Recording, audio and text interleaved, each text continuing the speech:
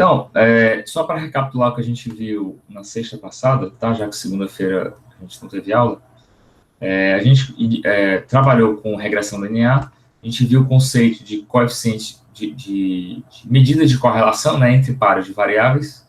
A gente utilizou esse exemplo aqui para fazer o cálculo da correlação utilizando o comando cor, tá? Tem aqui.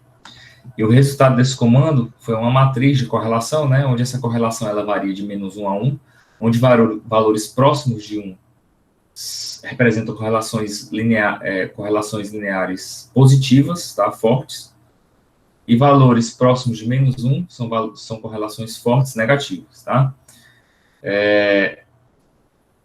A gente utilizou o gráfico de dispersão para analisar de forma visual essa correlação, né, ó. X em relação a Y tem uma relação positiva, quando o X cresce, o Y cresce, dá para perceber aqui.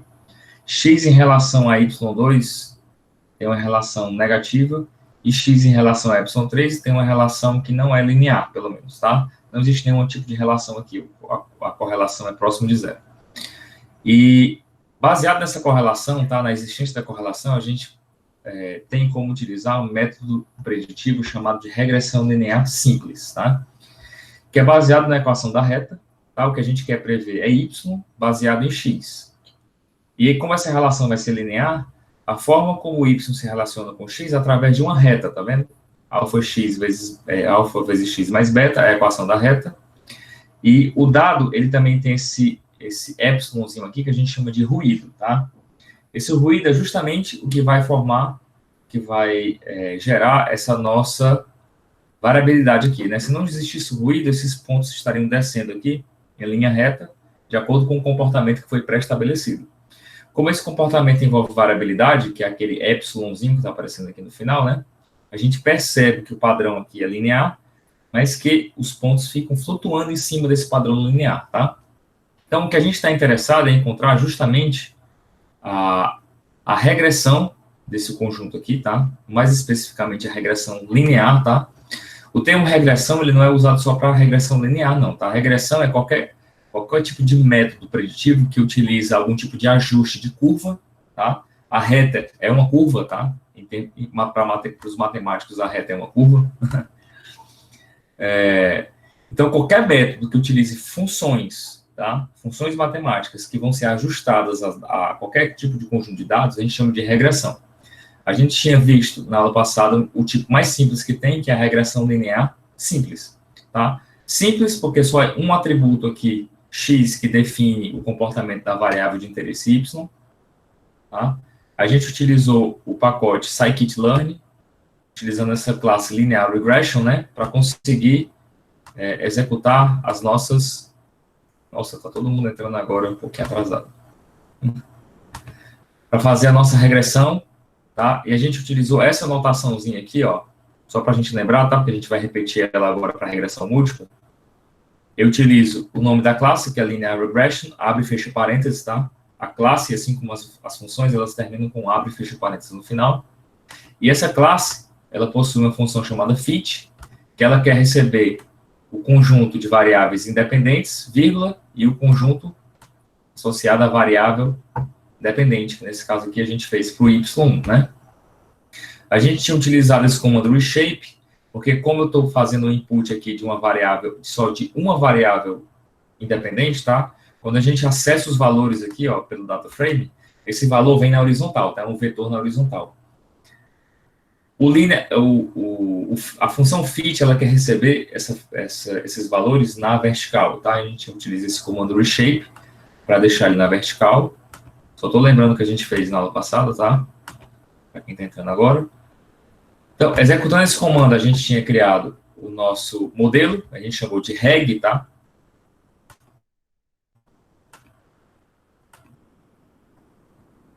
E a gente podia utilizar esse modelo para fazer previsões utilizando o comando predict, tá? Por exemplo, qual seria o valor de y caso x fosse 12, 22,33. Essa função é linear, tá?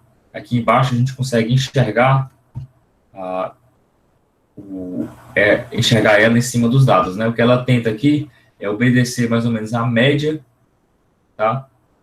ela passa exatamente na média aqui dos pontos, à medida que eles vão crescendo nessa angulação aqui, tá?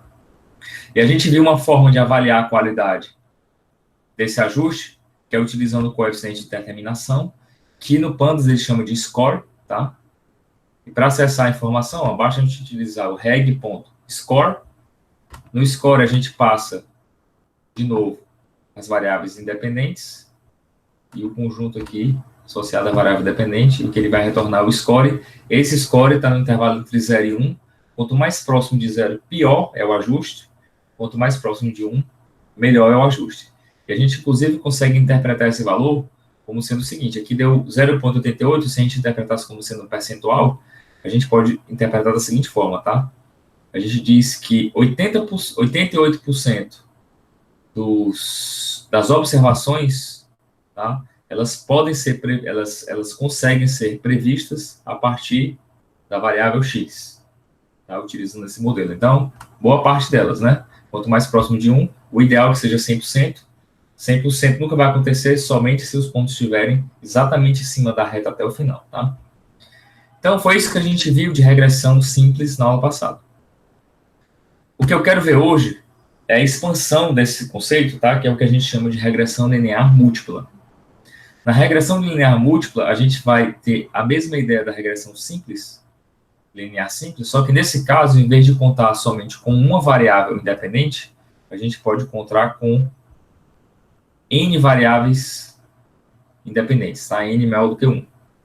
Então, y, que é a variável que a gente pretende prever, ela vai depender de uma série de atributos, todos eles relacionados de maneira linear, tá? Eu coloquei mais um beta aqui, faltou o... Deixa eu acertar aqui logo. Mais alfa, mais beta. Beta é o termo independente, né, da função linear. Tem que colocar aqui mais epsilon, para poder ter aqui o nosso ruído, né?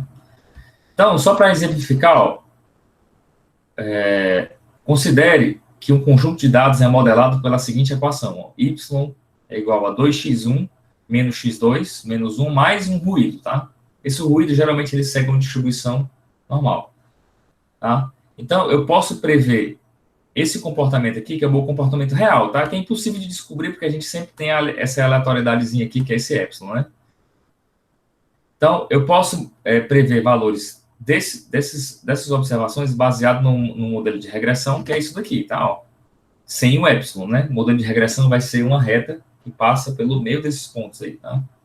Aqui embaixo, eu criei uma visualização tridimensional, tá? Desse exemplo, ó. Eu tenho pontos que estão seguindo o comportamento dessa função aqui, ó, que depende de x1 e x2, tá? Com um epsilonzinho, que é o que torna a variabilidade dele. E essa função aqui, que é a nossa regressão, ó, é o que modela, é o que tenta modelar esse comportamento aqui, ó. Que, se a gente observar, a reta passa bem no meio aí desse conjunto. É um gráfico tridimensional, tá vendo? x1, x2, e esse eixo que sobra aqui é o y. Beleza?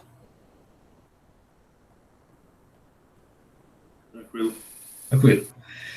Se eu tivesse uma terceira variável aqui, x3, a gente não poderia mais enxergar a regressão, né? Porque a gente ficaria na quarta dimensão.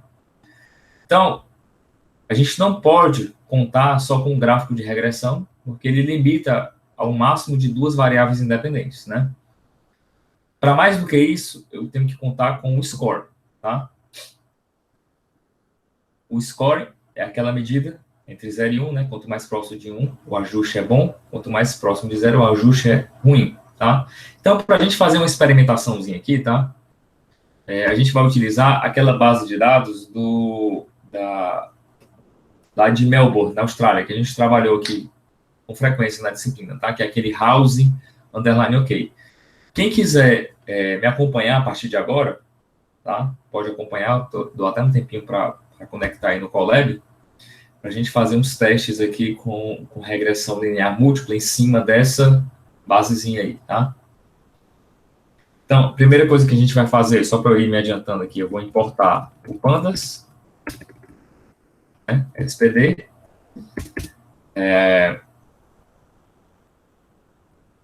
vou criar o nosso data frame, eu já carreguei a base aqui na pasta, tá vendo? No upload. Então, vou colocar pd.read.csv. Vou colocar o housing underline .csv. Vou só dar um comando df.read, só para ver se ele funcionou, né? Se ele deu direitinho, tá aí. E aqui em cima, ó, eu já dei uma descrição de alguns filtros para a gente fazer aqui, tá? Para a gente eliminar já alguns outliers. Ó. Eu quero que o preço dos imóveis, tá? Estejam entre... Eu só quero os imóveis que tenham um preço entre 100 mil e 5 milhões. E eu também quero os imóveis que têm área construída somente entre os intervalos de 50 a 500 metros quadrados. Para aplicar esse filtro, eu vou utilizar aquele comando que eu tinha mostrado em umas aulas anteriores aí, comando que é bem útil para filtrar intervalos, tá? Que é o between. Então, o df vai ser igual a df, abre o colchete, dentro do colchete eu vou colocar o filtro, né? O primeiro filtro vai estar associado ao preço, então vamos lá, df.preço, eu quero valores entre 100 mil e 5 milhões, então eu posso colocar assim, ó, ponto, between, tá? Abre e fecha parênteses, eu coloco o intervalo inferior ou intervalo superior. Então, 500 mil, eu vou colocar 5... Vocês acham confuso se eu fizer assim, ó? 5 é 5. Lembra o que é que significa esse E5 aqui? Lembra não, repete. Esse E5 aquela notação científica, é vezes 10 elevado a 5. Ah, tá, sim. Tá, então, se eu tenho 5 zeros, eu tenho 500 mil, né? Então, entre 500 mil e... Vamos lá, que ele diz 5 milhões. 5 milhões vai ser 5 é 6, né? 5 vezes 10 elevado a 6, eu estou dizendo que é 5, mais 6 zeros depois é 5 milhões. Então, eu quero o preço data frame só os preços entre 100 mil. Ah, não, 100 mil, né? Aqui é um, foi mal. 100 mil e 5 milhões. E eu quero também somente os imóveis cuja área construída está entre 50 e 500, né? Então, df.área construída, .between, comando bem útil, tá? Para a gente criar intervalos entre 50 e 500, né? Tudo bem? Sim. Vou colocar um df.read aqui só para a gente ver a tabela. Opa, ele reclamou de alguma coisa.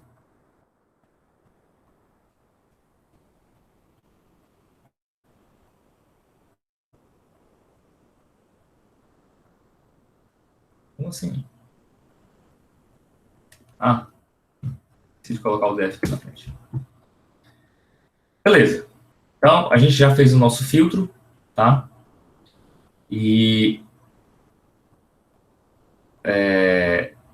o que a gente vai fazer agora, tá? Nesse mesmo bloquinho aqui, a gente vai criar o nosso modelo de regressão múltipla, tá?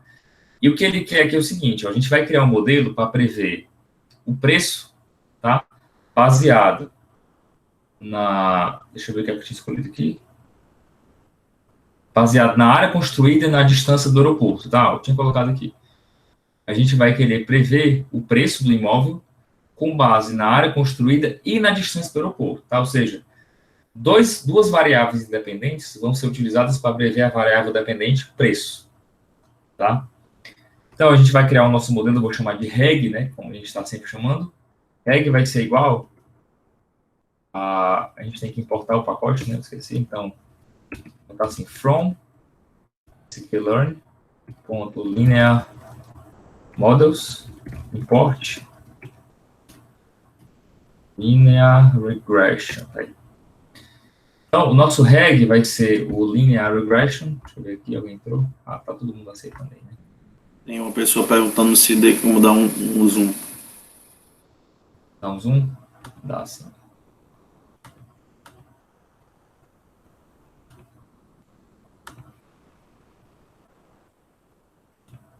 Um pouco mais? Sim, né?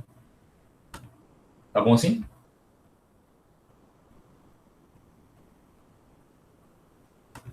Tá bom assim? Ficou bom assim. Beleza. Então, ó, A gente vai utilizar esse pacotezinho que a gente importou, né? Ele já está mostrando aqui. Eu vou criar um modelo de regressão linear e eu quero ajustar o x e o y, né? Vamos logo definir o nosso x e y aqui, ó. O x, eu vou colocar... Por que a gente coloca um x maiúsculo, né? X maiúsculo, geralmente... A letra maiúscula geralmente é utilizada para representar uma matriz, tá? Uma tabela, digamos, tá? Nesse caso aqui, de fato, ela vai ser uma matriz porque a gente vai utilizar dois atributos, né? Então, o x, aqui que é a nossa variável, as nossas variáveis independentes, vão ser quais variáveis? Ele pediu aqui que fosse a área construída e a distância do aeroporto, né? Então, o x vai ser, ó, df, abro colchetes. Se eu quiser selecionar colunas específicas, eu abro outro colchete dentro desse colchete e coloco o nome das colunas, tá? Que eu quero utilizar. Então, a primeira vai ser área construída, eu coloco uma vírgula aqui, e o segundo vai ser distância, underline, aeroporto. Então, vou só apagar aqui para a gente dar uma olhada, vamos ver como é que ficou o x, para ver se está certo. Ó, o nosso x é área construída, distância do aeroporto, tá vendo? São as nossas variáveis independentes. O y é o que eu quero prever. Então, o y vai ser df ponto preço, né? Tudo bem? Antes disso, deixa eu colocar o x aqui. Quando eu pego o data frame e coloco esse filtro aqui das colunas que eu quero puxar dele, tá? O resultado é um data frame, tá? O que o fit, aquela função fit, está esperando lá receber é uma matriz, tá? Ele aceita um data frame, mas só por uma questão de boa prática, a gente sempre vai colocar aqui no final, ó, ponto values, tá? Quando eu coloco ponto values, olha como é que fica o nosso x, ó. São as mesmas informações, só que agora está no formato mais matemático, tá vendo? É uma matriz, onde a primeira coluna aqui são as áreas construídas, a segunda coluna são as distâncias do aeroporto, tá? Sem o values, é um data frame, é mais organizado, tem um índice aqui. A função fit aceita, tá? Nesse formato aqui. Mas na documentação ele sempre coloca assim, um ponto velho, só para a gente utilizar esse formato aqui que a gente chama de um array, tá? Que é um formato especial do pacote NumPy, que é um pacote de álgebra linear, tá? Y vai ser a nossa variável que a gente quer prever. No nosso caso aqui é df.preço. Eu vou colocar ponto values para ele fazer o mesmo esquema. Não, Oi. Se não for utilizando o values, ele vai também fazer a mesma operação, ou só para fazer a operação tem que ser nesse formato? Não, de novo, ele permite, certo? Que você coloque só o data frame lá. Porque o pacote, o sklearn, ele utiliza dentro dele ele prevê a utilização de data frames, tá? Do Pandas. As duas ferramentas foram desenvolvidas em paralelo, digamos, né? O Pandas foi antes do sklearn, se eu não me engano. A boa parte dos pacotes do Python utilizam Pandas como entrada de dados, tá? Até o pacote de estatística que a gente vai utilizar mais na frente para séries temporais, tá? Que é o StatTools, ele também aceita receber data frame, tá? Como input de dados. Mas eu vou fazer assim porque é uma boa prática, tá? Olha como é que fica o Y. Vai ser um arrayzinho assim, ó, na horizontal, tá? São os nossos preços. Então, eu vou criar o nosso modelo de regressão aqui, reg. Tá vendo que eu estou colocando tudo dentro de uma caixinha só, né? A gente pode fazer isso, é até mais prático, tá? Então, reg vai ser igual a linear regression, vou abrir e fechar parênteses. A gente vai querer ajustar, né, os pontos a essa reta que a gente vai criar. Ele quer o x e o y. Vou apertar aqui no play. E ele acabou de criar o nosso modelo de regressão múltipla, simples assim. Eu posso acrescentar quantos atributos eu quiser aqui no x, desde que meu output só seja uma variável, tá? Ó, só o preço, tá? Se eu colocasse aqui desse lado outro data frame, outra matriz, ele vai dizer que está errado, tá? Toda regressão, ela só tem um output. Pode ter N inputs, mas só pode ter um output, tá? Qualquer modelo de regressão, tá? Rede neural, por exemplo, ela pode ser utilizada para regressão. Inclusive, é o mais recomendado quando você tem casos que não são lineares, tá? A gente tem regressão não linear, que é polinomial. Você pode, em vez de utilizar uma equação da reta, a gente pode utilizar uma equação que tem x ao quadrado, né, polinomial de segundo grau, terceiro grau, quarto grau. Posso misturar, posso fazer regressão exponencial, posso misturar função exponencial com seno, cosseno e x e elevar ao quadrado e colocar um logaritmo no meio. Tudo isso daí para tentar ajustar uma curva a pontos. Nada disso é recomendado, porque a gente tem rede neural para esse tipo de aplicação, né? Quando eu tenho um caso muito complexo, tem que usar a rede neural, tá? E a rede neural ela se adapta a qualquer situação, dependendo de como você configure ela. A gente, inclusive, vai mais na frente, eu vou mostrar como é que faz para trabalhar com regressão usando redes neurais lá na frente, tá? Como coisa extra, nada dentro da disciplina, não, para a gente não confundir ninguém, tá? Então, a gente criou o modelo, e aqui embaixo, ó, tá vendo que já tem uns códigos? Eu nem apaguei, porque esse aqui é um código só para poder plotar a nossa reta que a gente acabou de criar lá em cima, ó, em um gráfico tridimensional, ó. Eu tenho nesse eixo a área construída, nesse outro eixo a distância do aeroporto, e no eixo principal aqui, no eixo Y, eu tenho o preço do imóvel. Dá para perceber que essas duas variáveis têm uma relação linear com a variável de output, né? Ó. É uma linha que é um grupo que está seguindo uma linha tridimensional, dá para perceber aí, não é?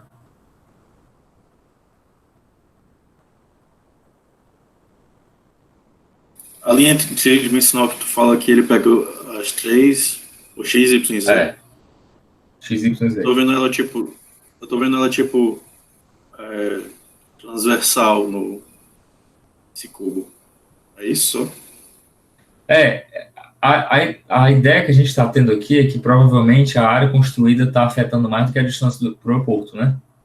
Porque essa reta está mais inclinada para o plano da área construída. Mas a distância do aeroporto ela pode influenciar, nem que seja um pouquinho, né? A gente vai ficar difícil de visualizar aqui, e se a gente tivesse uma terceira variável, a gente não conseguiria visualizar de jeito nenhum, né? Mas o interessante aqui é o seguinte: mesmo que a distância do aeroporto tenha uma baixa correlação com o preço, tá? Correlação direta entre os dois, tá? Pode ser que a distância do aeroporto, em conjunto com a área construída, eles dois tenham uma relação forte com o preço, tá? E esse é o desafio da regressão linear múltipla, tá? A gente tem que se confiar mais no score do que em medidas de correlação, né? Para avaliar esse ajuste, tá? Então, vamos dar uma olhada aqui embaixo, como é que ficou a medida do score. Nem calculei aqui, né? Deixa eu calcular. Vou criar uma barrinha aqui embaixo. Vou colocar assim, ó, reg. Aliás, a gente poderia ter colocado ali em cima já, né? Como sendo já um relatório aqui, ó.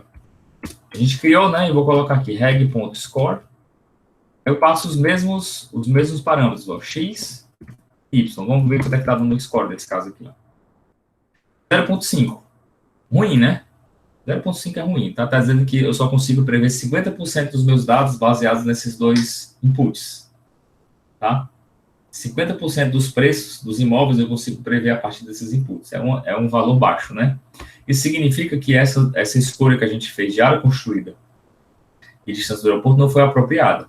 Tá? O que a gente vai tentar fazer hoje é dar uma explorada em cima dessa base para encontrar uma configuração que funcione bem, tá? Então, até coloquei a interpretação aqui, ó. Para o modelo, o valor de R ao quadrado foi igual a 0,509, né? 0,509, ou seja, 50,9% se a gente fosse interpretar como percentual. Esse valor ele pode ser interpretado como percentual de preços que podem ser previstos a partir da área construída e a distância do aeroporto. Então, se eu consigo prever, em média, 50%. É uma estatística bem ruim, né? A gente está errando, digamos, em média, 50% das vezes, tá? Então, aqui embaixo eu coloquei um teste para a gente fazer, ó. Faremos agora um teste com a previsão do preço do imóvel com base nos atributos: área construída, latitude, longitude e ano da construção. Então, para a gente criar um novo modelo, ó, basta que a gente mude o x, né? É a única coisa que a gente precisa. O resto é tudo igual. Então, nosso x agora vai ser área construída, latitude, longitude e ano da construção. O y é o mesmo. Eu nem precisava ter definido aqui, porque eu já defini lá em cima. Eu coloquei aqui só para uma questão de organização. Vou criar um novo modelo, vou chamar de reg 2, tá? Só para não não salvar por cima do outro. Eu posso calcular o score dele, já tinha rodado, 0,61, que significa que esses atributos aqui em conjunto, eles conseguem descrever melhor o preço do que somente a área construída e distância do aeroporto. A gente eliminou a distância do aeroporto nesse caso aqui, né? Ó. Então, ó, o resultado do modelo é um modelo com R ao quadrado, né, com o nosso coeficiente de determinação superior ao anterior, tá? Como é que a gente faz? Vamos supor que a gente esteja satisfeito com esse modelo aqui, 0,61.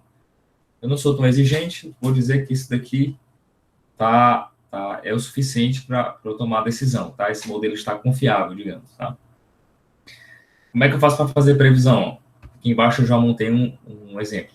Vamos supor que eu tenha um imóvel com área construída igual a 200 metros quadrados.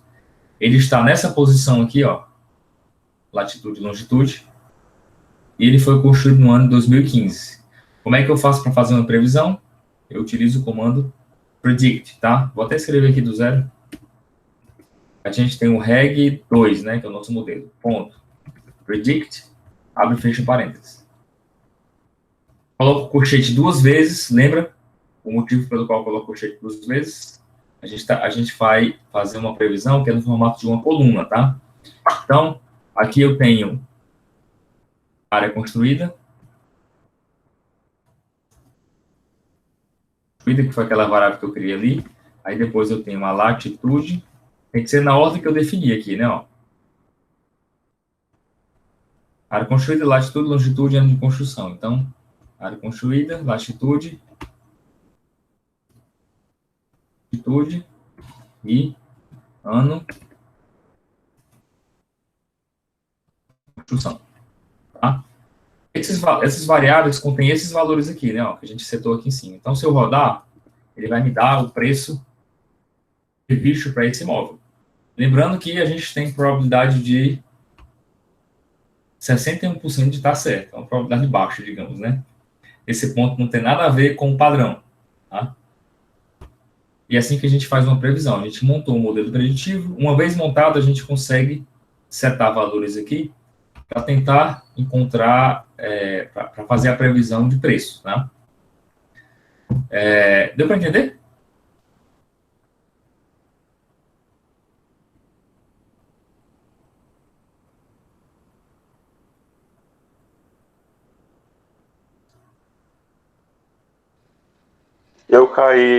Caiu o meu Wi-Fi no meio da explicação, mas eu peguei o final, eu entendi o final. Tá. Que é o uso do módulo predict aqui, que é o que a gente está interessado no final das contas, né? A gente só quer criar um modelo para conseguir fazer previsões, né?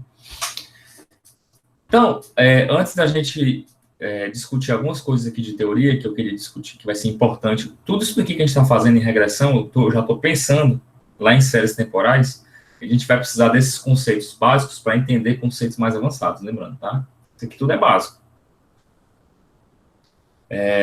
Então, vamos fazer alguns testes aqui. A gente viu que utilizando esses 4 atributos, a previsão, o nosso score está ruim, né? Vou fazer assim, vou copiar isso aqui de cima, Ctrl+C, vou criar um bloquinho aqui embaixo, eu vou chamar de reg 3, tá? Que é a nossa regressão 3 aqui. E a gente vai fazer uns testes aqui. Vamos ver se o modelo funciona melhor tirando a coordenada. Eu vou deixar só ano de construção e área construída. Vamos ver aqui. 0,53, ruim. Quais são os atributos que a gente tem lá na base? Deixa eu ver as colunas que a gente tem aqui, né? Vou criar aqui em cima. df.columns.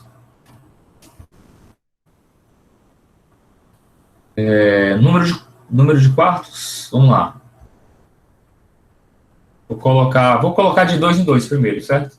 Vamos testar a área construída e quartos. Piorou. Banheiros. Será que é um bom preditor? Também não. Área construída e área terreno. Também é ruim. O que a gente tem mais aqui para utilizar? Vou colocar só área construída e latitude.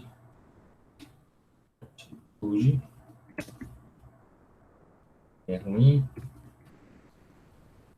Latitude e longitude. Quando uso os dois já melhora um pouco. Deixa eu ver se a latitude funciona melhor. Tá vendo que a gente está trabalhando no esquema meio tentativa e erro, né? Assim mesmo. Área construída. A gente tinha colocado já ano da construção. 93. Deixa eu eliminar a área construída, deixar só o ano da construção. E distância aeroporto. Muito ruim aí. Próximo de zero. Então, esse daqui é um exemplo que eu estava querendo encontrar. Ó. Se a gente utilizar ano da construção e a distância do aeroporto como atributo para prever o preço, a gente vai estar errado praticamente em todas as vezes que a gente for fazer uma previsão, tá vendo? É um conjunto que prevê de forma muito ruim aí o nosso preço, tá? Ano da construção, eu tinha testado quartos aqui já, né? Quarto já. A gente não tem mais nada de interessante aqui para utilizar, provavelmente. Não. Tá? Beleza. Vou deixar como é que estava aqui antes, assim. E era ano de construção e área de construída, né? Área construída foi o melhor resultado que a gente conseguiu, se não me engano, 0,53. Ah, não, qual foi o melhor mesmo?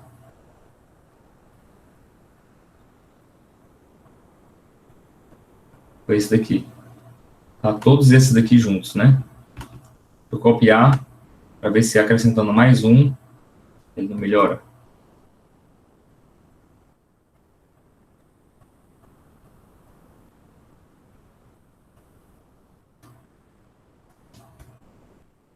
Ponto 61. Deixa eu acrescentar aqui, além disso tudo, a distância aeroporto. Vou fazer um teste. Opa! Colocando área construída, latitude, longitude, ano da construção e distância do aeroporto, melhorou um pouco mais, ó, o nosso modelo. Percebeu como uma coisa é difícil de trabalhar, né? Porque quando a gente colocou somente o ano da construção e a distância do aeroporto, esses dois tiveram um resultado péssimo, né? 0,08. Mas eles dois, em conjunto com esses outros três atributos, a gente teve um resultado muito bom. Né? Ainda não está excelente, mas já está muito bom aqui. Se eu quiser fazer uma previsão incluindo agora a distância do aeroporto, basta a gente utilizar esse mesmo esquema aqui, ó. Vou jogar aqui embaixo. E agora a gente vai acrescentar uma nova variável que eu vou chamar de dist. Só dist, tá? Vai ficar pequeno. Vamos fazer uma simulação aqui, se for bem próximo. 2. Vou acrescentar aqui o nosso dist. A gente tem... Ops, esqueci de mudar a regressão 3 aqui. Então, o preço seria esse daqui. O legal dessa previsão é que a gente tem como ter uma ideia agora da influência de cada atributo em relação ao preço. Ó. Decora esse preço aqui, tá? Ó. Aliás, não precisa decorar não, vou colocar assim. Vou comparar. Dist 1, distância 1, né? Vou colocar aqui distância 2. Vou colocar a distância do aeroporto aqui, 15 km do aeroporto, sei lá. É 2 km perto, né? Vou colocar 1. Outro 15. Então, essa primeira previsão aqui, vou utilizar o comando print para ele mostrar, tá? As duas ao mesmo tempo. Entre o print, ele vai mostrar aqui embaixo, o que tiver entre o print. Então, eu quero fazer a previsão utilizando a distância 1 e uma previsão utilizando a distância 2. Vamos ver o impacto dessas duas escolhas. Ó. Dá para perceber aqui que quanto mais próximo do aeroporto, mais caro é o imóvel, né? Então, quando a distância era 1 km, o imóvel custaria, e está dando 1.520.000. Tá? Esse daqui, que é bem distante do aeroporto, ó, deu 879 mil. Então, nesse modelo de regressão, a gente acabou de descobrir que a distância tem uma relação inversa em relação ao preço. Né? Quanto menor a distância, maior o preço. Uma pergunta aqui, só para testar o conhecimento matemático de vocês. Se a distância, quanto menor, maior é o preço do imóvel, o que é que vocês acham que sinal tem o coeficiente que está sendo multiplicado pela distância lá na função linear? Vai ser positivo ou negativo? Repete. Lembra que o que a gente criou aqui foi uma equação linear que é assim, né? Y, que é o preço, vai ser igual a alguma coisa multiplicado pela área construída, um coeficiente, mais um coeficiente, outro coeficiente multiplicado pela latitude, mais outro coeficiente multiplicado pela longitude. Cada variável dessa está sendo multiplicada por um coeficiente, está sendo somada, e no final tem mais alguma constante, né? Que é a nossa função, o nosso termo independente da equação. Então, cada variável dessa, na nossa função linear, está sendo multiplicado por um coeficiente. A pergunta que eu fiz foi o seguinte: o coeficiente que está multiplicando a distância, ele é positivo ou negativo?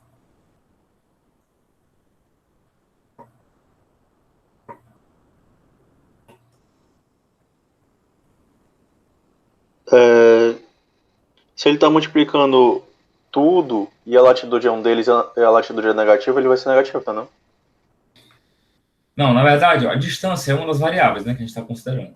Se a gente acabou de perceber que uma distância pequena dá um preço maior do que uma distância grande, isso significa que o coeficiente que está multiplicando a distância nessa equação ele é negativo. Tá? Quanto maior o valor, mais é abatido do meu preço, digamos, certo? Então, toda vez que eu tenho essa relação aqui, ó, esse formato, é porque esse coeficiente ele é negativo. A gente não tem como acessar os coeficientes, tá? Deixa eu acessar aqui embaixo, ó, a gente tem uma ideia. Reg 3. Dá uma olhada aqui, vai ser uma lista de coeficientes, ó. Então, a nossa área construída está multiplicada por esse termo aqui. Isso significa o seguinte: cada metro quadrado, certo, do imóvel acrescenta, em média, $6.233. Tá? Custa $6.233. Essa é a média. Tá? Está sendo multiplicado pela área, entendeu? Então, se for 1 metro quadrado, eu já sei que vai ter dentro do meu cálculo 6.233. Se tiver 2 metros quadrados o apartamento, se é que existe algum apartamento com 2 metros quadrados, vai ser o dobro desse valor. Tá? A relação é linear. A latitude, ó, ela influencia de forma negativa, tá vendo? Isso significa o quê? Que quanto mais ao norte, lembra que a latitude é norte-sul, né? Quanto mais ao norte, menor é o preço. Tá? Quanto mais ao sul, maior o preço. A longitude tem uma relação contrária, ó. Tá positiva, isso significa que quanto mais à direita, né, mais ao leste, maior o preço, mais ao oeste, menor o preço. O ano da construção tem uma relação surpreendentemente negativa, ou seja, quanto mais velho o imóvel, mais caro ele é. Aparentemente aqui para essa regressão, tá, ó. Apesar da influência ser pequena, a influência maior aqui está em relação à latitude, né? Longitude. Lembrando que isso não significa exatamente que a relação é maior, porque a escala é diferente, né? A escala aqui dos valores é diferente, mas enfim. E por último, a gente tem a distância do aeroporto, que a gente já tinha identificado como sendo negativo só por esse teste aqui, né? O que a gente fez. Por esse testezinho aqui. Ok? Tranquilo. Massa. Então, um pouquinho de teoria aqui para a gente entender um pouco sobre como a gente faz para avaliar modelos de regressão em geral, tá? Modelo de regressão linear, a gente pode contar com o score, não é? Só que tem um detalhe, tá? Em regressão linear, a gente não vai ter problemas que a gente pode vir a ter, tá? Com modelos não lineares, tá? Que é um problema que a gente chama de overfitting, tá? Lembra que o que a gente está fazendo aqui é um ajuste, né? Em inglês, fit, né? A gente está ajustando uma equação, que nesse caso aqui são equações lineares, tá? A um conjunto de pontos, tá? A equação linear, ela tem vantagens e desvantagens, tá? Qual é a vantagem? Qual é a desvantagem, começando pela desvantagem da equação de uma função linear, tá? De uma regressão linear. A desvantagem é que a gente só consegue modelar com sucesso problemas que possuem relação linear entre as suas variáveis. Nem sempre isso acontece, né? Para casos mais complexos, na verdade, isso nunca vai acontecer. Dificilmente vai acontecer, pelo menos. Então, qual seria a vantagem da regressão linear, né? A vantagem da regressão linear é que é impossível, tá, da gente sofrer com um problema que a gente chama de overfitting, tá? Como a gente tem uma função que ela é limitada a um plano, a uma relação linear, essa função ela não tem como se adaptar muito bem ao meu conjunto de dados, né? Overfitting acontece quando o nosso ajuste ele começa a ficar bem feito demais. Bem feito demais é ruim, tá? E para demonstrar, eu vou fazer aqui um desenho, vou inaugurar aqui a minha mesa digitalizadora. Vou mostrar aqui um exemplo. Vamos supor que eu tenha um eixo XY, tá? Que é assim, vamos lá. O meu eixo X aqui. E tenho o meu eixo... Aliás, o eixo Y e o eixo X, tá? Vou botar aqui. Então, vamos supor que eu tenho esses pontos aqui. Deixa eu colocar em azul, tá? Eu tenho vários... Vou colocar o ponto maior aqui. Bora, estou me acostumando ainda com o negócio. Tenho vários pontos aqui. Não tinha como ficar um pontinho maior, não. Pelo amor de Deus, peraí. Treinei tanto, hoje estou apanhando, só porque é ao vivo, estou nervoso. Deixa eu usar esse aqui, melhor. Diminuo aqui, vou colocar azul, tá? Então, me faz azul não tem problema não. Vamos supor que eu tenha esses pontos aqui, que eu estou querendo modelar, tá? Eu quero usar para modelar, para traçar um modelo de regressão. Então, a regressão linear, o que ela vai fazer, né? Ela vai ser limitada a uma função que vai ter um comportamento parecido com esse daqui, ó. Vai ser uma reta que vai passar por esses pontos.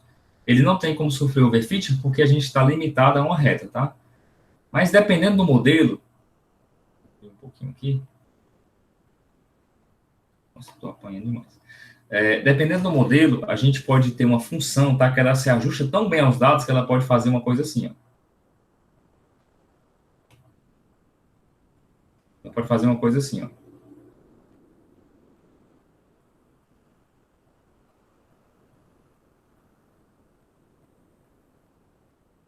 Tá? Aí a pergunta aí que eu quero lançar é o seguinte: vocês acham que esse modelo aí é um modelo bom ou um modelo ruim?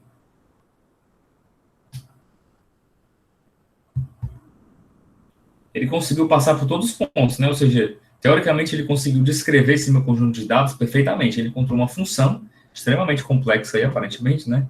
Que consegue passar por todos os pontos perfeitamente. Vocês acham que esse modelo, de novo, ele é um modelo interessante ou não? Para ser utilizado na prática? Se ele resolve o problema, acho que é bom. Pois é, só que a gente vai sofrer com uma coisa na prática, tá? Que é o seguinte: geralmente a gente utiliza um conjunto de dados, tá? Para treinar o nosso modelo, digamos, tá? No caso da regressão linear, treinar é justamente encontrar o ponto de equilíbrio, né? Onde ele passa ali pelos pontos, tá? Para funções mais complexas, quando eu vou treinando, tá? Funções de regressão mais complexas, como, por exemplo, uma rede neural, quando eu vou treinando ela, se eu treinar ela demais, ela pode chegar a fazer esse tipo de coisa aqui, tá? Ela é flexível o suficiente para descrever o problema dessa forma aqui. Qual o problema disso daqui na prática, tá? O que eu uso para treinar o meu modelo é um conjunto de treinamento, tá? Que foi esse exemplo aqui. Só que lembra que depois que eu treino, eu vou usar esse modelo para prever novos pontos, né? Se o meu conjunto foi perfeitamente ajustado dessa forma, a gente perde o que a gente chama de generalização do modelo, tá? O modelo não conseguiu generalizar muito bem o comportamento desse conjunto. O que vai acontecer é o seguinte: se eu começar a tentar modelar um novo conjunto de dados, tá? Esse conjunto aqui é um novo conjunto. Tá? Não foi utilizado para treinar, a gente utilizou o conjunto vermelho aqui para treinar, e o conjunto azul a gente quer prever, são modelos, são exemplos futuros que eu estou querendo prever, tá? Como o modelo se ajustou demais, o que vai acontecer aqui provavelmente é o seguinte, ó. deixar em preto aqui. O que vai acontecer aqui provavelmente é o seguinte. Ele vai achar que encontrou um padrão e vai fazer uma coisa desse tipo aqui, ó. Vai errar tudo, tá? O nosso erro vai ficar quase 100% quando a gente for começar a trabalhar com dados que estão fora desse escopo aqui, ó. Então, quando a gente vai treinar modelos mais complexos, isso daí a gente vai ter que levar em consideração, inclusive, para quando a gente for entrar em séries temporais, tá? Em séries temporais, os modelos que a gente vai utilizar, eles podem se adaptar ao conjunto de dados de uma forma mais... de uma forma não linear, como isso daqui, tá? Como esse exemplo aqui. Só que isso a gente tem que tomar muito cuidado com esse tipo de modelo, tá? Porque a gente pode cometer esse tipo de erro aqui, tá? Que a gente chama de overfitting. Então, existe uma forma da gente evitar isso daqui, tá? Como é que a gente faz para evitar? Se eu tenho um conjunto, vamos supor que essa caixinha aqui, ó, vamos supor que essa caixinha aqui represente o nosso conjunto, tá? O nosso conjunto completo. O que a gente faz para poder garantir que a gente não vai ter esse problema é o seguinte, ó. Em vez de utilizar o conjunto todo, tá? Para treinar e testar ao mesmo tempo, que foi o que a gente fez aqui, né? Foi o que a gente fez aqui no modelo, ó. No modelo, a gente está utilizando o conjunto completo para treinamento, né? Ó. Esse X aqui é o nosso conjunto completo. Tá? Treinamento. A gente utilizou o conjunto inteiro para testar, para treinar, e a gente testou a qualidade utilizando esse comando score aqui. Naquele caso, tá? Como é que a gente vai fazer para evitar esse problema aqui? Tá? Em vez de utilizar o conjunto completo, a gente vai pegar um pedaço desse conjunto. Geralmente, o que a gente pega, tá? Geralmente, o que a gente pega aqui são... Vou fazer uma linha maior aqui. São 2/3, tá? E aqui, 1/3. Tá? Esse daqui a gente utiliza para treinar. E esse daqui a gente utiliza... Não tá arriscando não aqui. Botar mais força aqui, é que eu tô com pena do equipamento. Não é meu também, né? Esse conjunto aqui a gente utiliza para treinar, e esse conjunto aqui a gente utiliza para testar. Como o meu modelo não consegue enxergar isso daqui no início, tá? Como ele não enxerga esse conjunto aqui, ele só enxerga o treinamento, ele vai treinar em cima do treinamento aqui, e a gente vai utilizar esse conjunto de testes para testar o nosso modelo. Se ele se ajustar perfeitamente ao treinamento, o nosso percentual de acerto aqui no teste vai ser muito ruim, tá? Mas se ele se ajustar de forma mais genérica, vamos supor que ele encontre um modelo, nem que não seja linear, vamos supor que seja uma curva assim, ó, essa curva ela é mais genérica. Como ele conseguiu modelar esse comportamento dessa forma, pode ser que ele consiga seguir o padrão aqui, e o nosso erro vai acabar sendo menor, tá? Nunca vai ser 100% de acerto, né? Mas utilizando esse conceito de conjunto de treinamento e conjunto de teste, a gente vai conseguir avaliar o nosso modelo de forma mais correta, tá? Esse conceito aqui não faz muito sentido para regressão linear, lembrando, porque em regressão linear, a gente nunca vai ter problema de overfit, tá? Nunca vai ter. Dificilmente a gente vai ter. Então, para a gente fazer uns testes aqui mais interessantes, tá? Eu tenho um conjunto de dados aqui. Deixa eu fazer um import. Vou criar um novo notebook, tá? Vou fazer do zero aqui. New notebook.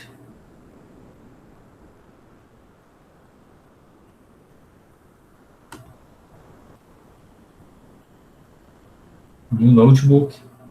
Vou carregar aqui uma base nova. Já mando para vocês, tá? Para vocês fazerem os testes nessa base aqui. Bora. Load. Onde que tá?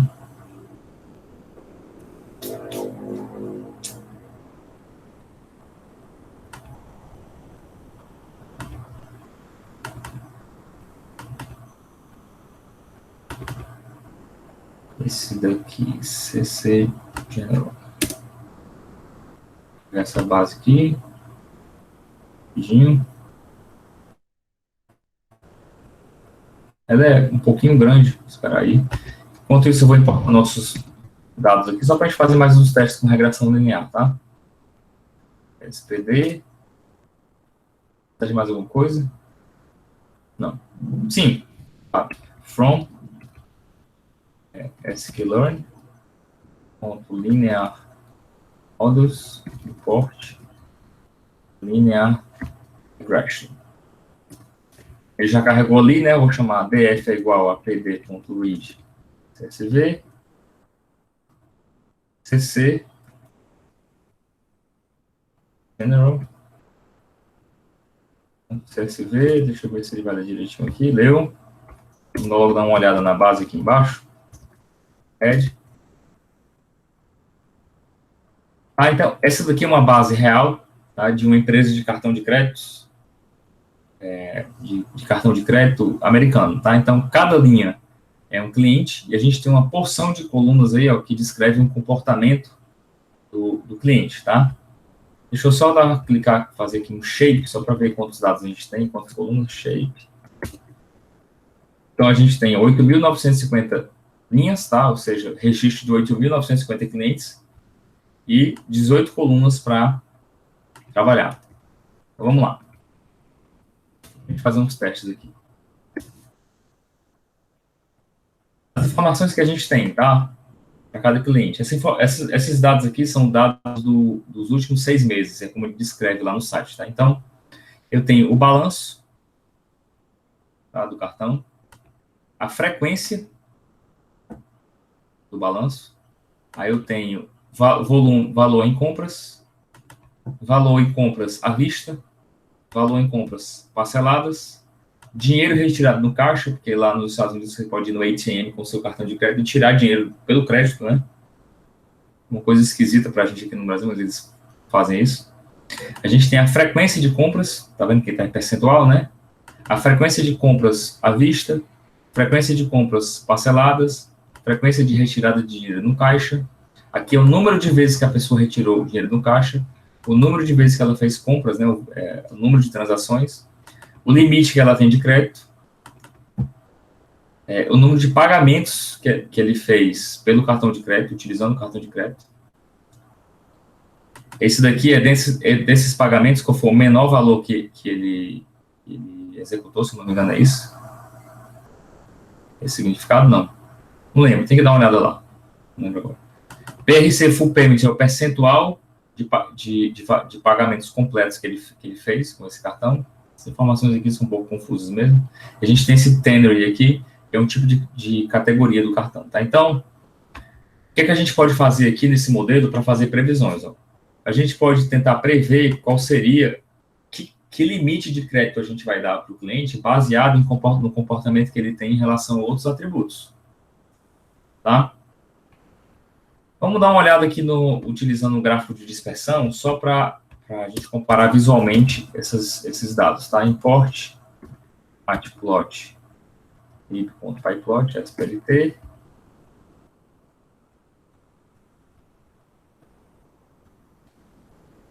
Vou criar aqui embaixo uma linha para a gente fazer umas plotagens, tá? Então, plt.scatter, né, para a gente plotar o gráfico de dispersão. Vamos ver se existe alguma relação entre o volume de compras e o limite de crédito, né? Então, df. Purchases versus df. Credit limit. Vamos dar uma olhada aqui. Parece não ter uma relação muito forte, né? Mas lembrando que mesmo que não existe uma relação forte, direta, entre o volume, entre o valor, né, total das compras e o limite de crédito, pode ser que esse atributo, em conjunto com outros, tenha uma relação forte, possua uma relação forte para o crédito, tá? Então, vamos fazer só mais algumas comparações. Deixa eu ver se existe alguma relação forte em relação ao balanço. Balance. Parece ter uma relação linear aqui, né, mais forte. O balanço e a frequência de balanço, eles têm correlação, que é um fator aqui que é importante a gente discutir, tá? Se eu tenho dois atributos que possuem correlação,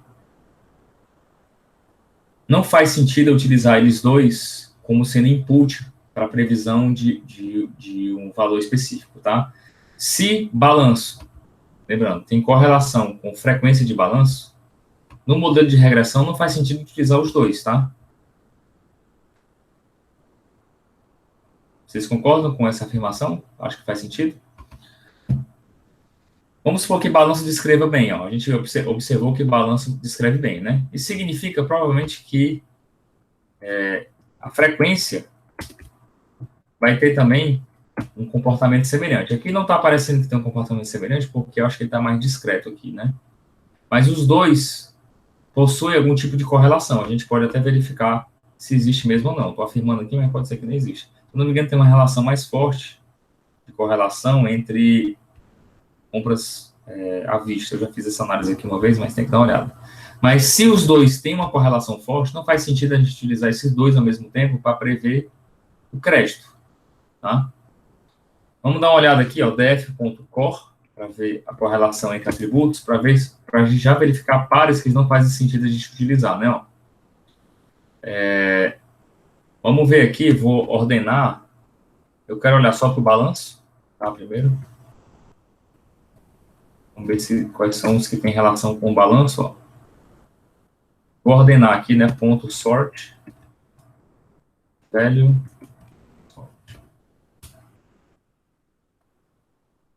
sort values, né? Na verdade. Sort.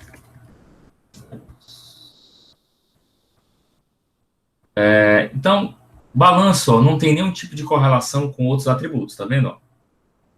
A maior correlação negativa que ele tem é menos 0,31, que é baixa, né? A gente está considerando que existe uma correlação alta. Se for acima de 0,65, a gente pode considerar que é alto, ou então abaixo de menos 0,65, tá? Menos 0,31 é uma correlação muito fraca, e o maior que tem aqui é 0,53, apesar de ser maior do que 50%, tá? Ainda é uma correlação baixa. Então, a gente poderia utilizar o balanço aqui sem problemas, como sendo um dos atributos de entrada para o nosso modelo de regressão linear múltipla, tá? Não é garantido de que o balanço vai funcionar bem, tá? Mas pelo menos a gente sabe que a gente pode utilizar o balanço. Então, eu vou criar aqui um modelo de regressão. Fazer um teste. Aliás, vamos logo definir o nosso x, né? X vai ser df. Ponto. Vamos fazer um teste com o balanço, tá? Balance e o número de compras, tá? Eu sei que balanço e número de compras tem uma correlação muito baixa, né? Então, eu posso utilizar os dois. Ponto values, maiúsculo, values. Nosso y vai ser df.credit limit. Eu posso criar o nosso modelo de regressão aqui embaixo para a gente fazer um teste. Então, linear regression, fit, x e y. Né? A gente calcula logo o score aqui para a gente já ter uma ideia da qualidade do nosso modelo. Né? Score x, y. Dá uma olhada aqui. Opa, escrevi alguma coisa errada. O que foi? Ah, sem querer coloquei um ponto aqui. Vou correr agora, meu filho.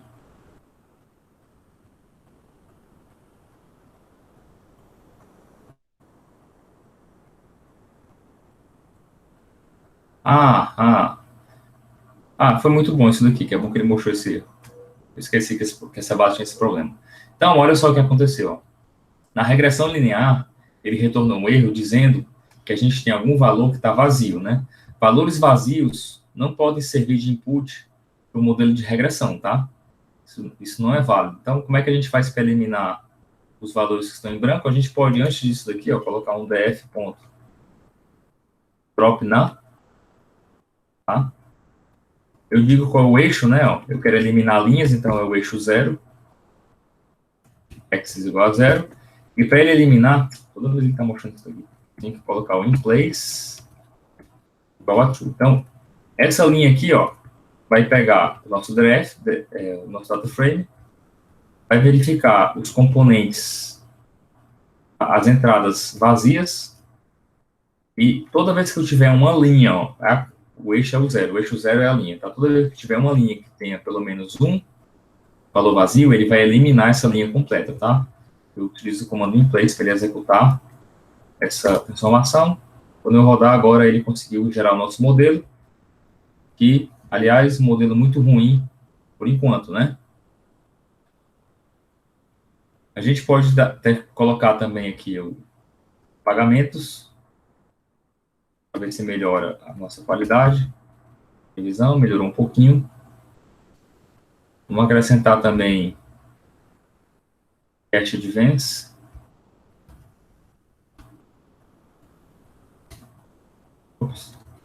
Cash Advance. Houve uma melhora, eu acho, não foi? Um pouquinho aí.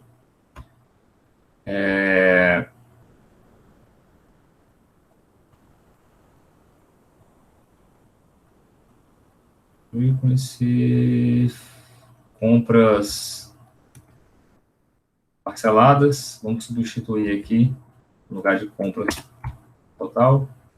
Piorou. Vou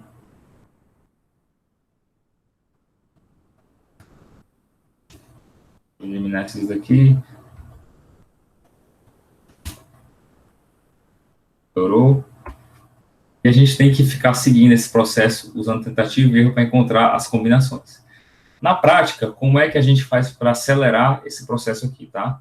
Tem duas formas de fazer. Se a gente não tiver muitos atributos, tá? Se a gente não tiver muitos atributos, a gente pode testar todas as combinações de 2, de 3, de 4, de 5 até o final, tá? E utilizar o que teve o melhor resultado de score como sendo a nossa combinação ideal. Qual o problema dessa abordagem, tá?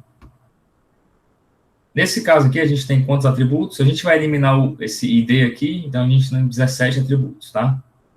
Eu teria que fazer, ó, para testar todas as combinações, eu teria que fazer combinação de 17 itens, primeiro 2 a 2, e depois eu faria uma combinação de 17 itens, 3 a 3, tá? Depois 4 a 4, 5 a 5. Lembra como é a fórmula da combinação, né? Se eu tenho, vou colocar assim, se eu tenho combinação de N no caso aí é o 17, né? De X em X valores, tá? Essa combinação vai ser igual a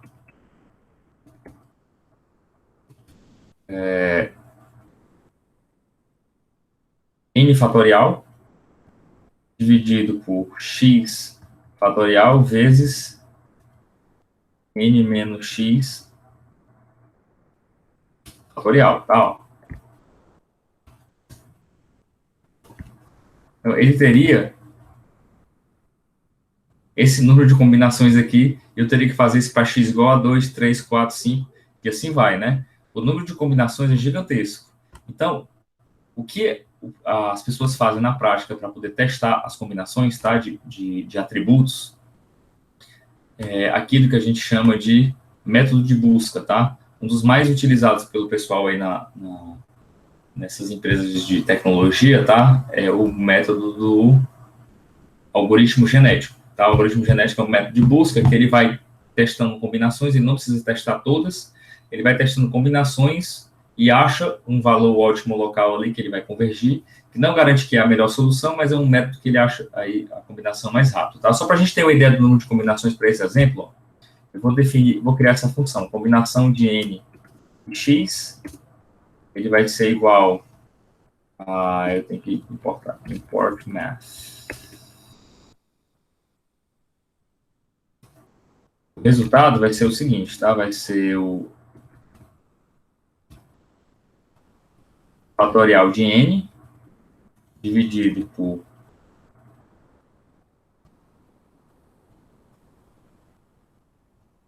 fatorial de X vezes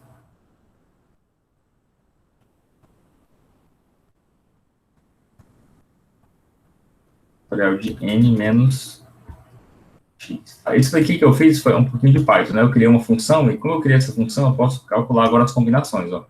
N17.2 seria, ó, 136 combinações. Quando eu for fazer de 3 em 3, isso daí vai crescer bastante, né? Ó.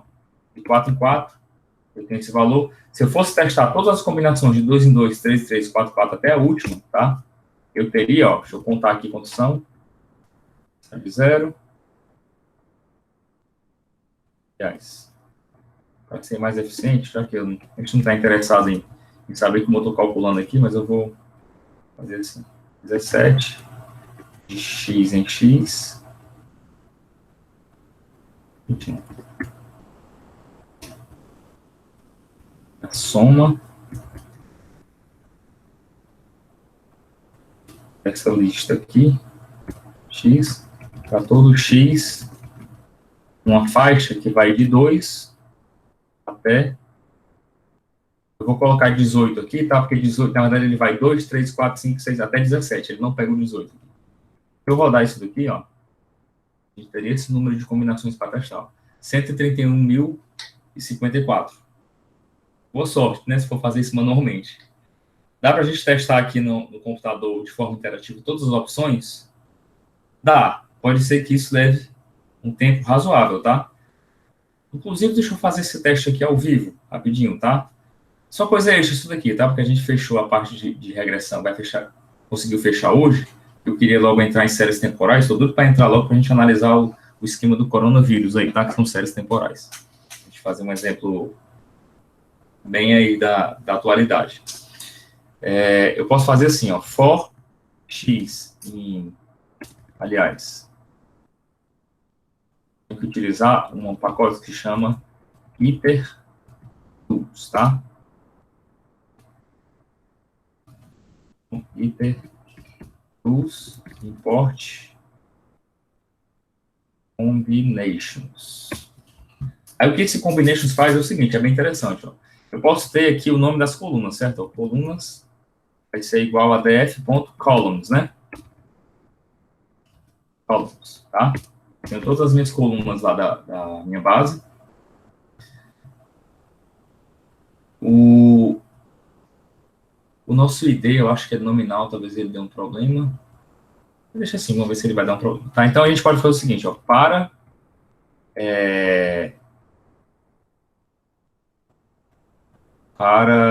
vou chamar de x, tá? Para x em combinations,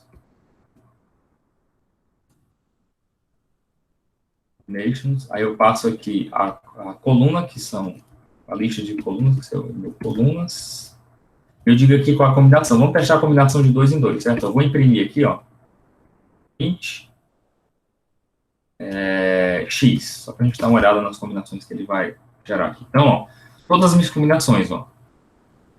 Frequência com isso daqui, frequência da compra com compras parceladas, com frequência de compra parceladas, então ele gera, essa função gera todas as combinações. Posso pegar todas as combinações, jogar dentro desse loop aqui e sair testando todas e eu posso ficar guardando, né, qual seria o maior score, tá? Isso seria uma possibilidade. Provavelmente seria computacionalmente bem pesado, tá? Mas eu posso utilizar funcionalidades desse tipo aqui. Mas tudo isso exige, ó, programação, né? O nosso foco não é esse. Então, o que eu queria que vocês fizessem para esse problema aqui, tá? Vai ficar como exercício, para vocês trabalharem um pouquinho aí, que tá só eu aqui trabalhando, tá? Para a gente discutir na próxima aula. Eu vou mandar essa base aqui do cartão de crédito e eu quero que vocês tentem fazer testes de combinação aqui de atributos para tentar prever o nosso limite de crédito, tá? Se você conseguir... Oi. Não, beleza. Beleza? Referente a... sempre referente ao limite de crédito, tá? Que é um tipo de indicador interessante aqui, né? Os bancos, tá? E as operadoras utilizam algoritmos de previsão, tá? Para estabelecer o crédito para cliente. Com certeza não utilizam regressão linear, tá? Porque as relações não costumam ser lineares. Mas nesse caso aqui a gente está, por enquanto, se limitando a esse tipo de modelo, né? Então a gente vai poder utilizar só regressão linear múltipla, tá? Lembrando que eu vou deixar mais para o final aí, se Deus quiser a gente volta em maio a ter aula presencial, tá? Que atrapalha muito essa aula à distância, eu acho. Não tem uma interação tão forte. E tem pouca gente participando também. Então, quando a gente voltar, a gente vai já estar trabalhando com séries temporais, que eu já vou querer iniciar a partir da próxima aula, tá? E Com séries temporais, a gente tem condições de implementar modelos mais complexos, tá? Um deles, que a gente vai deixar para ver no final, é o modelo com redes neurais, que é inclusive um modelo que ele é bem recente, tá?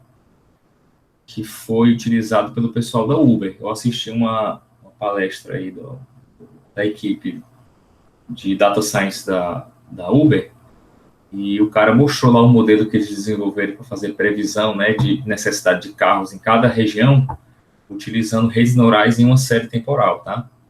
É uma coisa que não é tão complicado como parece, né? Uma rede neural parece ser uma coisa complicada, mas lembrando que o Python sempre facilita a nossa vida, né?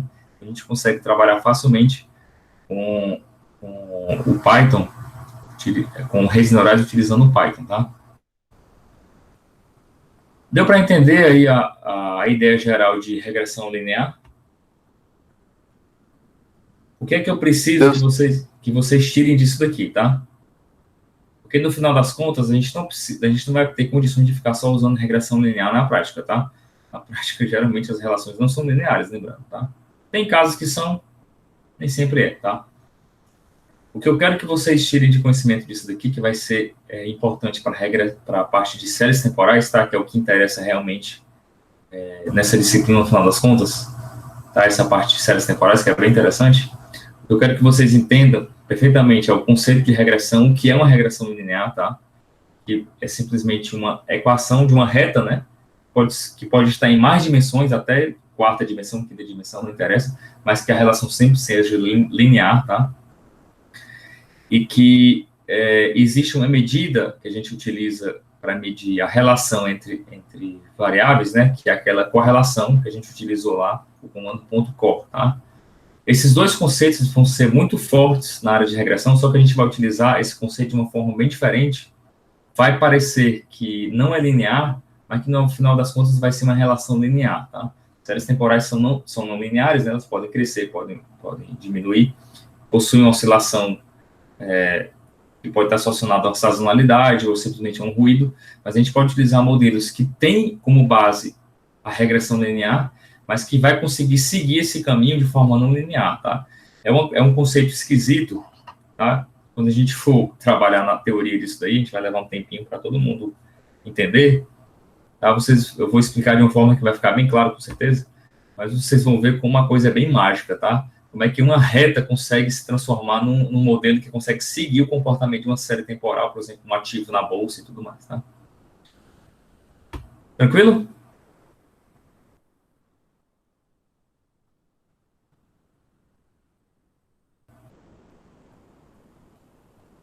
Show. Eu vou interromper aqui a gravação, tá?